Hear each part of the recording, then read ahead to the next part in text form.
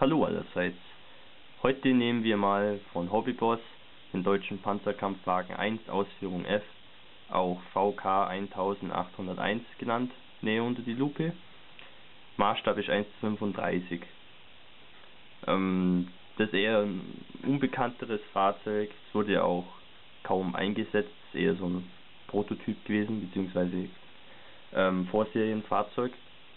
Finde toll, dass Hobbyboss so diese Spezialtypen auch auf den Markt bringt. Ich habe ja schon letztes Jahr oder vorletztes Jahr, weiß ich gar nicht mehr, vom selben Hersteller den Panzerkampfwagen 1 Ausführung C gebaut.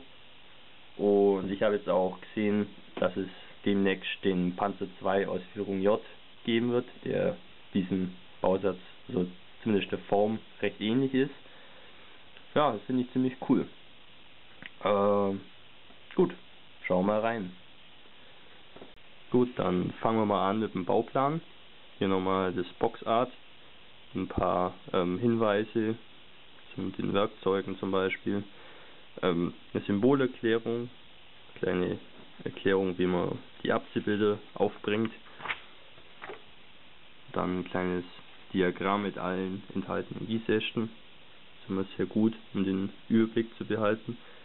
Hier auch ein paar Teile, die nicht verwendet werden. Und dann geht's los mit dem Zusammenbau. Wie eigentlich üblich kommen erstmal die ganzen Räder dran und das Fahrwerk.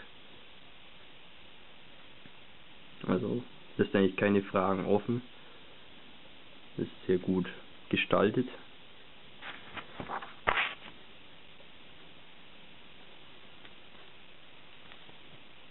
Ja, muss man aufpassen hier, dass man die ganzen Achsen nicht verwechselt, muss man wirklich genau darauf achten, die richtigen Nummern zu wählen. Ja, schönes Schachtellaufwerk. Hier die Ketten, ihr seht, sie liegen als Segmente bei und es sind eigentlich auch gar nicht so viele Teile. Also das ist auch für Anfänger eigentlich recht gut. Beißt man sich nicht so die Zähne dran aus.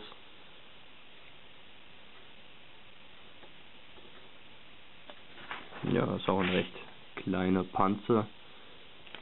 Also der Zusammenbau ist jetzt nicht so aufwendig. Klein, aber fein.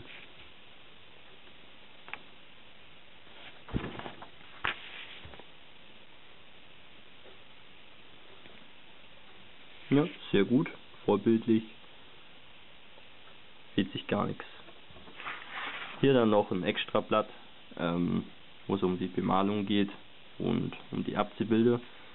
Wird hier jetzt nur ein Fahrzeug vorgeschlagen im Grau und auch keine näheren Informationen zum Einsatzort, wobei das wahrscheinlich eh nur ein Testfahrzeug war, was auf irgendeinem Testgelände oder Truppübungsplatz ja, gewissen Erprobungen unterzogen wurde.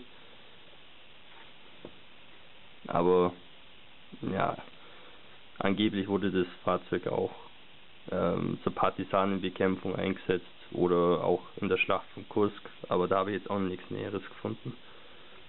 Hier unten hat es noch eine Farbtabelle, bezieht sich ja Vallejo, Tamiya, Humbrol, Model Master, Mr. Hobby.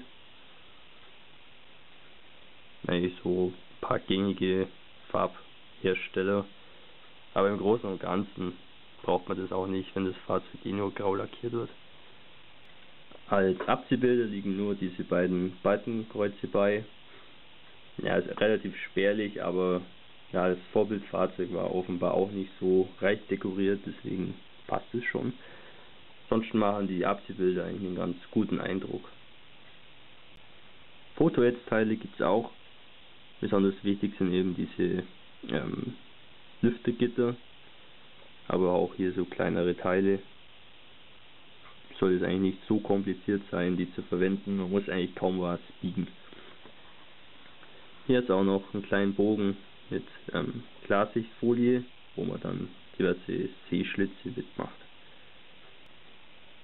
Hier haben wir Ober- und Unterwanne.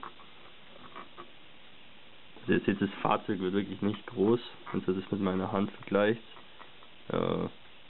Doch sehr klein. Ja, ein Panzer 1 eben. Also schön detailliert. Ihr seht auch hier, wird später eine ziemlich große Luke drüber sitzen. Wer mag, kann die auch aufbohren. Sollte eigentlich kein großes Problem sein.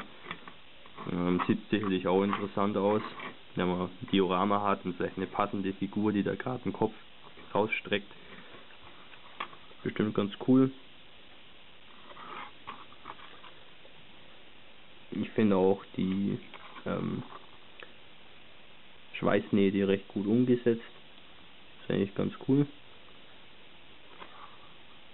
Fällt jetzt auch nicht auf, dass das irgendwie verbogen wäre oder so. Also liegt auch daran, dass die Teile sehr gut eingepackt sind. Auch teilweise mit Schaumstoff gepolstert. Also wirklich vorbildlich. Dann haben wir hier zweimal denselben Gießarsch mit den Fahrwerksteilen. Ja, wirklich wunderbar. Kein Grad in Sicht oder so. Keine Fischhäute. Ja, macht einen sehr guten Eindruck. Da die Nietendetails könnten vielleicht ein bisschen besser sein.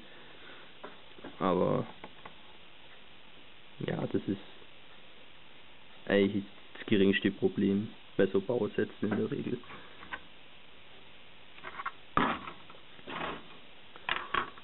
Hier dann die Schutzbleche. Ja, obwohl diese Ösen da vorne angegossen sind, sehen sie eigentlich recht gut aus. Selbes geht auch für die Scharniere hier. Also ist schon beeindruckend, was man heutzutage im Plastikspritzguss alles machen kann.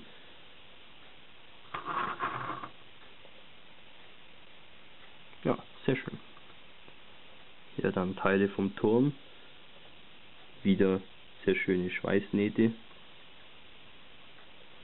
Und auch die Teile sind sehr filigran. Zum Beispiel jetzt die Antenne. Oder auch diese Teile. Vom Feinsten, möchte ich sagen. Hier dann noch ein paar kleinere Gießäste mit diversen Kleinteilen.